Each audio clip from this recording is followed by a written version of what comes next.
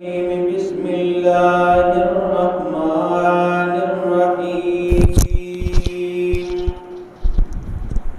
ولقد أوحينا إلى موسى أن أسر بعبادي فاضرب لهم طريقا في البحر يبسا لا تخاف دركا ولا تخشى سبحان ربك رب العزة عما يصفون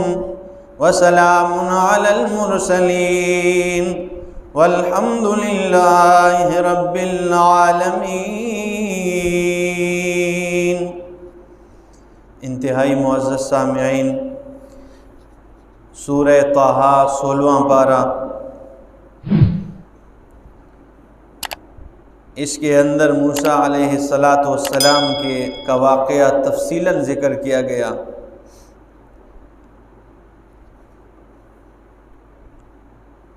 پہلا مرحلہ حضرت موسیٰ علیہ السلام کا وہ بادشاہ کے سامنے کھڑا ہو کر اللہ کی وحدانیت کا اعلان کرنا تھا، اور دوسرا مرحلہ موسیٰ علیہ السلام کا ساحرین جادوگروں کے ساتھ مناظرہ، اور تیسرا مرحلہ جو آج ذکر ہو رہا ہے وہ یہ تھا کہ سمندر پار کرنا، فرعون اور اس کی فوج پیچھے لگی ہیں، اور وہ بنی اسرائیل کو لے کر حضرت موسیٰ علیہ السلام سمندر پار کر رہے ہیں۔ اور آگے پھر سامری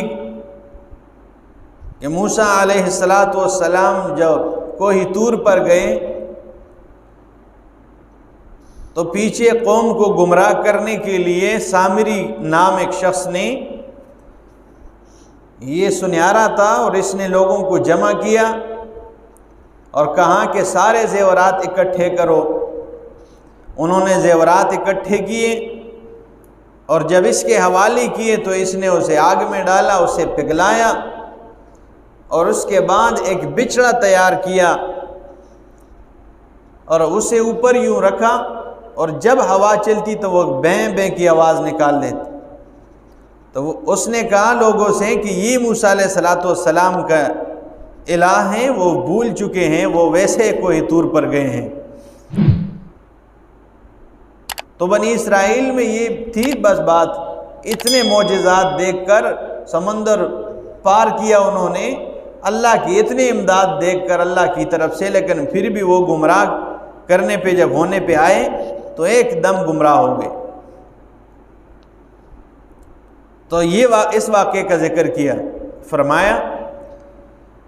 وَلَقَدْ أَوْحَيْنَا إِلَى مُوسَىٰ،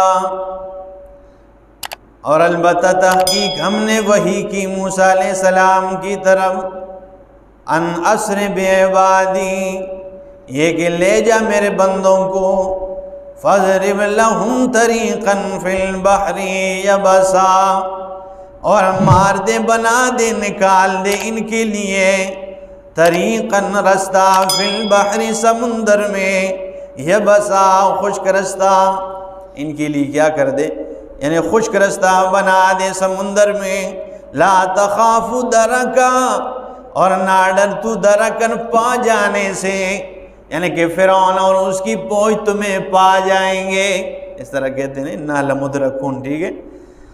تو اس بات سے نہ ڈر کہ فرعون اور اس کی فوج تمہیں پا لیں گے، وَلَا تَخْشَىٰ، اور نہ اس بات سے ڈر کہ آپ ڈوب جائیں گے، یہ ڈر آپ نہ رکھ، ٹھیک ہے۔ فَأَتْبَعَهُمْ فِرْعَوْنُ بِجُنُودِهِ، ان کا پیچھا کیا فرعون نے اپنے لشکر کے ساتھ، فَغَشِيَهُمْ مِنَ الْيَمِّ، پس ڈانپ لیا انہیں اس سمندر نے، ما غشیہم، جیسا کہ انہیں ڈانپ لیا، وَأَضَلَّ فِرْعَوْنُ، اور گمراہ کر دیا فرعون نے قومہ اپنے قوم کو، وما ہدا وہ ہدایت پر نہ تھے، انہیں اس نے کیا کر دیا؟ گمراہ کر دیا۔ یا بنی اسرائیل،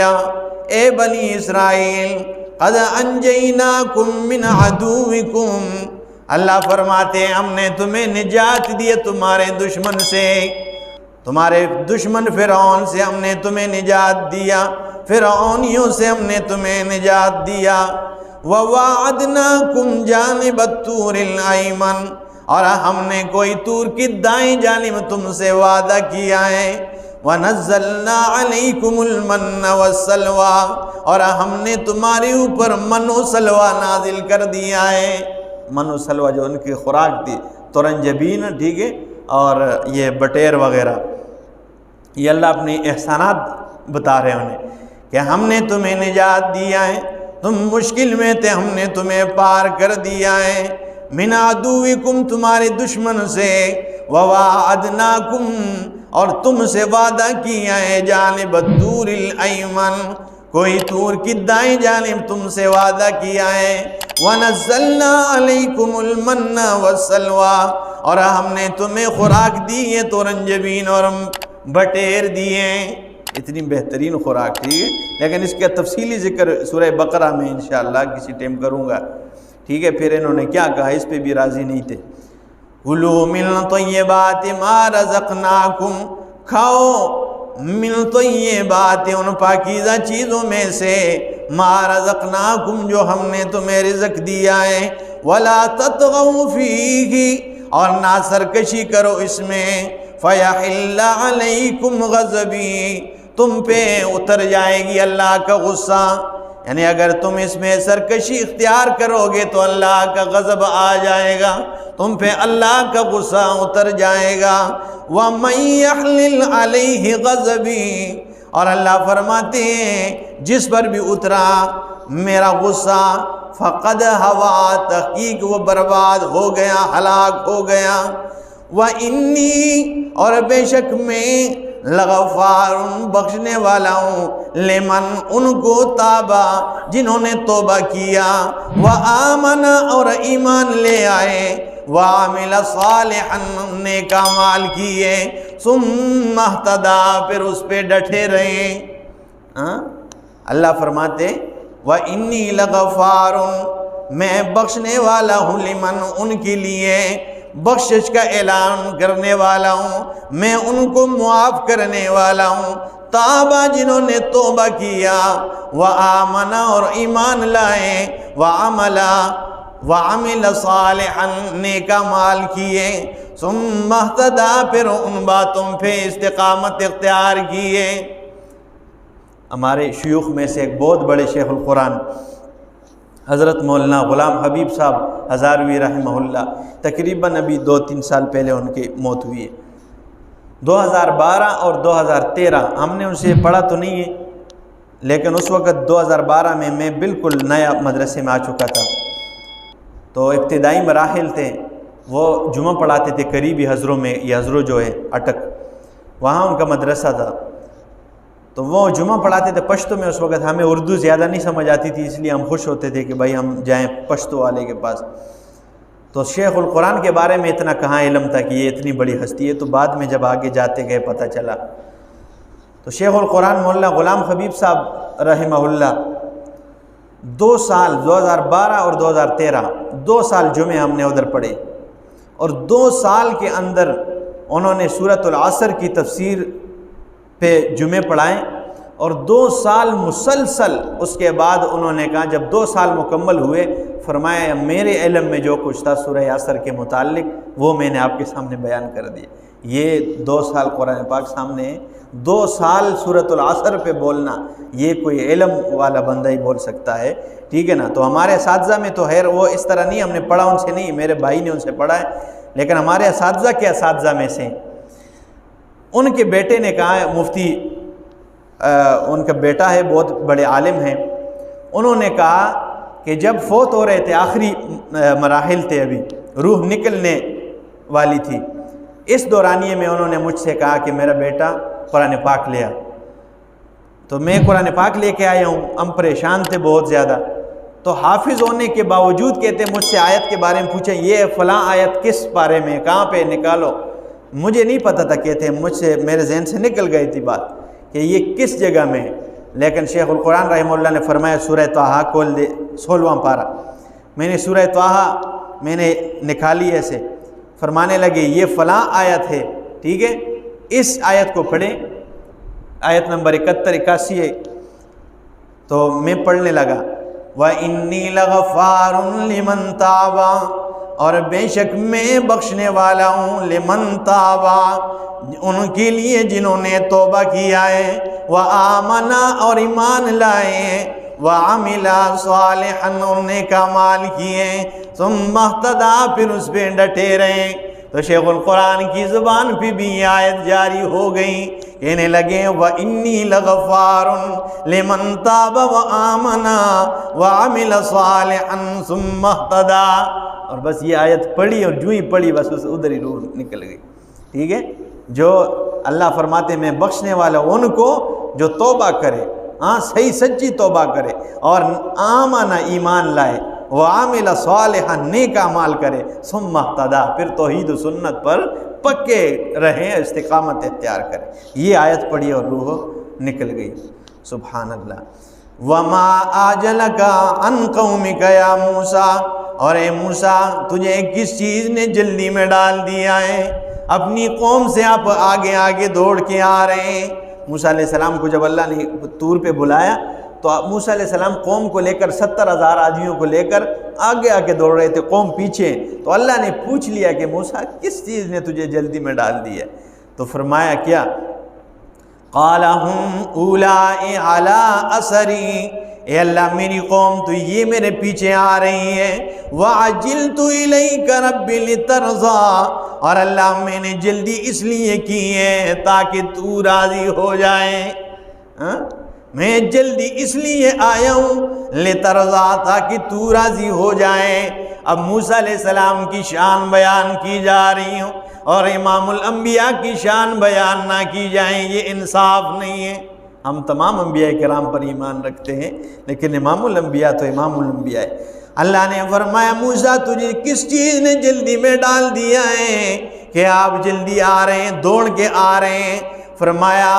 اے اللہ میری قوم تو میرے پیچھے آ رہی ہے، لیکن میں جلدی اس لیے آیا ہوں تاکہ تو راضی ہو جائے۔ موسیٰ علیہ السلام کی شان تو یہ ہے، فرمایا اللہ تاکہ تو راضی ہو جائے، اور امام الانبیاء کی باری جب آتی ہے تو اللہ فرماتے وَلَسَوْفَ يُعْطِيكَ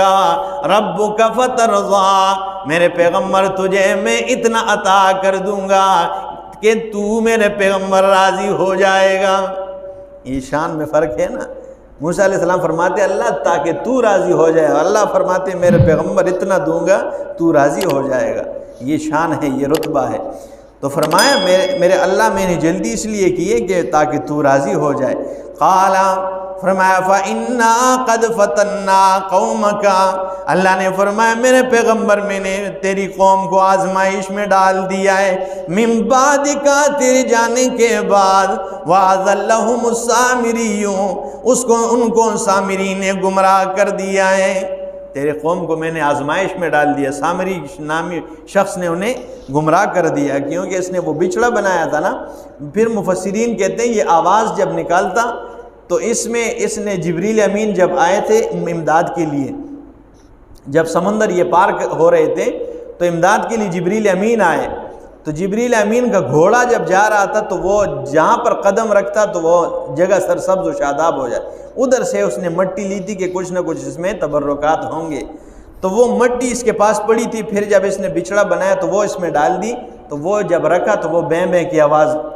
نکالنے لگ گیا۔ ایک بات یہ مفسرین نے، لیکن حضرت شیخ القرآن امام محمد طاہر پنجپیری رحمہ اللہ، شیخ القرآن مولانا غلام اللہ خان رحمہ اللہ، یہ مفسرین کا طبقہ یہ فرماتے ہیں یہ بات نہیں ہے، اتنی تڑ اس کے اندر نہیں تھی، اتنی طاقت نہیں تھی کہ جبریل امین کے پاؤں گھوڑے کے پاؤں کے نیچے سے مٹی اٹھا لے۔ دوسری بات یہ کہ وہاں تو یہ غرق ہونے کے اس میں تھے، حالات میں تھے، وہاں تو ڈر تھا، تو ان چیزوں کی طرف ذہن کہاں جائے، یہ بات نہیں تھی۔ اصل بات یہ تھی کہ اس نے بنایا ہی اس انداز میں تھا کہ بھائی وہ جب ہوا آتی ہے اور اس سوراخ میں گزر جاتی دونوں سائڈوں سے تو وہ پیں کی آواز نکالتی، ٹھیک ہے، اس میں اتنی کوئی بڑی بات نہیں تھی، لیکن قوم تھی گمراہی کے لیے۔ تو آپ بھی آج کوئی شرک کا آڈا لگا لے، ایک دم گمراہ ہونے والے آپ کو ہزاروں مل جائیں گے، لیکن توحید بیان کریں آپ کو 100 میں سے 3-4 آدمی مل جائیں گے جو آپ کا ساتھ دیں گے، ٹھیک ہے، یہ بات ہے۔ تو فرمایا فرجع موسیٰ الی قومہ، لوٹے موسیٰ علیہ السلام اپنی قوم کی طرف، غضبان اسفا، غصے کی حالت میں، اسفا افسوس کرتے ہوئے، قال یا قومی، کہنے لگے میری قوم، الم یعدکم ربکم، آیا تمہارے رب نے تم سے وعدہ نہیں کیا ہے، وعدن حسنا، اچھا وعدہ، افطال علیکم العہد، آیا تم پہ وہ وعدہ اتنا لمبا ہو گیا ہے، ام اردتم، یا تم نے ارادہ کیا ہے، ان یحل علیکم غضب من ربکم، تاکہ تم پہ اتر جائے رب العالمین کا غصہ اور غضب اتر جائے، فاخلفتم موعدی، تم نے میری وعدے کی خلاف ورزی کی ہے، قالوا، تو وہ کہنے لگے، ما اخلفنا موعدک،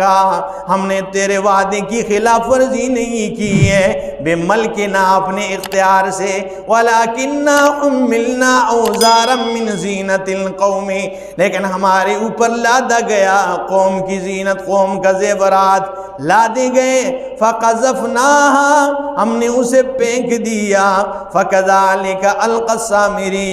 پس اسی طرح اسے سامری نے آگ میں ڈال دیا، پگھلا دیا، فاخرج لهم عجلا جسدا له خوار، اس سے انہوں نے ایک بچڑا تیار کر دیا جو ایک آواز نکالتے ہیں، فقالوا، کہنے لگے، ھذا الہکم، یہ کہنے لگا یہ تمہارا الہ ہے، وَإِلَٰهُ موسیٰ، اور موسیٰ علیہ السلام کا الہ ہے، فنسیہ، وہ بھول گئے ہیں، کوئی طور پر الہ کے پاس جانے، ہاں وہ کوئی طور پر گئے ہیں، وہ بھول گئے ہیں یہ تمہارا الہ ہے، ٹھیک ہے نا، یا اس کا دوسرا معنی فنسیہ، یہ سامری بھول گیا تھا اپنے رب کو، ٹھیک ہے نا، اپنے مالک کو بھول گیا تھا حقیقی کو کہ میں کیا کر رہا ہوں، کس کی مخالفت کر رہا ہوں، تو انہوں نے کہا کہ ہمیں اپنے اختیار سے نہیں، یہ ہمارے اوپر لادا گیا، ٹھیک ہے نا، قوم کا سونا جو تھا زیورات لادے گئے، اس لیے وہ پھر ہم نے پھینک دیے، جب دیے سامری نے اسے لیا اور اسے آگ میں ڈالا، اس سے ایک بچڑا تیار کیا جو ایک آواز نکالتا، تو ہم اس طریقے سے، تو کیا فرمائے، افلا یرون، آیا تم نہیں دیکھتے ہو، اللہ یرجع الیہم قولا، یہ کہ تمہاری طرف کوئی بات لوٹا نہیں سکتا، ولا یملک لہم ضرا ولا نفع، اور نہ مالک ان کے لیے ضرا کسی نقصان کا، ولا نفع نہ نفع کا مالک ہے، نہ بات کی جگہ جواب دے سکتا ہے، نہ نقصان کا مالک ہے، نہ نافع کا مالک ہے، یہ الہ کیسے ہو سکتا ہے جو نفع نقصان کا مالک نہیں، جو جواب بھی نہیں دے سکتا، یہ کیسے الہ ہو سکتا ہے، لیکن قوم تھی بس گمراہی کے لیے، تو میں نے آپ کو کہا، ٹھیک ہے نا، شیطان گھڑ لگا دیتا ہے بس، ٹھیک ہے نا، کئی حالات بن جاتے ہیں، کیا سے کیا بن جاتے ہیں، اللہ عمل کی توفیق عطا فرمائے۔